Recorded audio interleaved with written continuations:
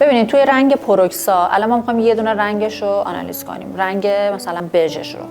رنگ بژ توی برند پروکسا 732 رو می‌خوایم آنالیز کنیم. 732 یعنی چی؟ 7 خود عدد قبل ممیز یعنی پایه رنگتون، یعنی شما یه رنگ متوسط دارین، یه ممیز وسطش هست، بعد از ممیز 32 اومده. این 32 یعنی چی؟ میایین 3 رو پیدا میکنین توی کالیتتون. این 3 نشون دهنده طلایی هستش، یعنی شما طلایی داخل رنگمون دارین و یه 2 بعد از این 3 هست، یعنی 32. اون 2 چیه؟ توناژ رنگتونه.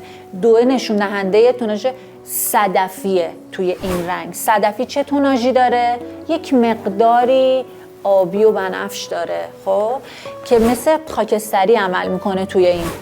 وقتی که اون آبی و بنفش یه مقداری سایه روی اون طلایی میندازه، شدت اون طلاییه کم میکنه. چه رنگی رو به شما میده؟ بژ به شما میده. پس رنگ بژمون تشکیل شده از رنگ طلایی و صدفی توی رنگ پروکسا. حالا توی هر برند دیگه ای شما میتونین همینو داشته باشید. همینجوری میتونین آنالیز رنگ کنید.